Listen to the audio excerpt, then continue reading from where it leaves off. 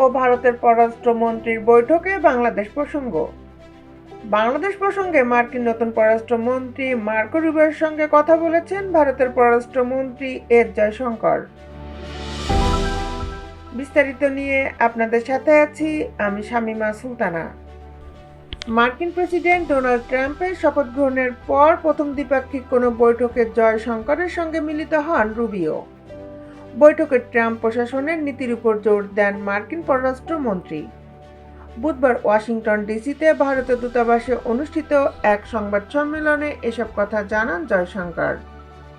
সামাজিক যোগাযোগ মাধ্যম এক্সে সংবাদ সম্মেলনের ভিডিওটি পোস্ট করেছেন জয়শঙ্কর নিজেই, যা পরবর্তীতে ভারতের পররাষ্ট্র মন্ত্রণালয়ের ওয়েবসাইটেও প্রচার করা হয়েছে। সেখানে এক নারী সাংবাদিক বাংলাদেশ প্রসঙ্গে যুক্তরাষ্ট্রের পররাষ্ট্রমন্ত্রীর সঙ্গে কি কথা হয়েছে জানতে চাইলে জয়শঙ্কর বলেন, হ্যাঁ, এই বিষয়ে আমাদের মধ্যে অনেক কথাই হয়েছে, তবে কি কথা হয়েছে এখনই প্রকাশ করা সমীচীন হবে না। তবে তাদের মধ্যে ঠিক কি কথা হয়েছে এখনই তা বলতে রাজি নয় দিল্লি।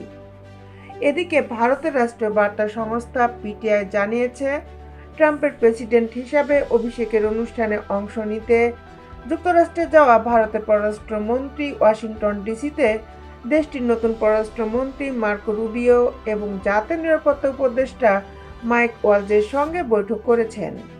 এছাড়া যুক্তরাষ্ট্র, ভারত, অস্ট্রেলিয়া ও জাপানকে নিয়ে গঠিত 4 দেশীয় জোট পররাষ্ট্রমন্ত্রী পর্যায়ের বৈঠকেও উপস্থিত ছিলেন তিনি। এসব বৈঠকে যুক্তরাষ্ট্রের সঙ্গে দ্বিপক্ষীয় সম্পর্কের উপর জোর দেওয়ার কথা জানিয়েছে ভারত। এছাড়া মঙ্গলবার মার্কো রুবিওর সঙ্গে জয়শঙ্করের বৈঠকের বিষয়ে একটি সংবাদ বিজ্ঞপ্তি প্রকাশ করেছে যুক্তরাষ্ট্রের পররাষ্ট্র দপ্তর।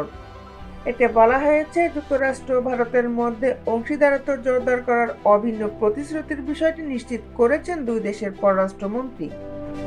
বিজ্ঞপ্তিতে আরও বলা হয়, মার্কো রুবিও এবং এস জয়শঙ্কর বিস্তৃত বিষয় নিয়ে আলোচনা করেছেন।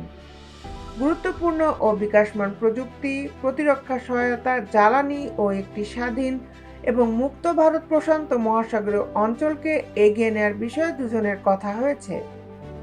এছাড়া অর্থনৈতিক সম্পর্ককে এগিয়ে নেওয়ার জন্য ভারতের সঙ্গে কাজ করতে ডোনাল্ড ট্রাম্প প্রশাসনের আকাঙ্ক্ষার উপর যুক্তরাষ্ট্রের পররাষ্ট্রমন্ত্রী জোর দিয়েছেন বলে বিজ্ঞপ্তিতে উল্লেখ করা হয়েছে। একই সঙ্গে তিনি অনিয়মিত অভিবাসন নিয়েও উদ্বেগ প্রকাশ করেছেন। দেশ বিদেশের আপডেট নিউজ পেতে আমাদের সাথেই থাকুন। Justice television, Dhaka.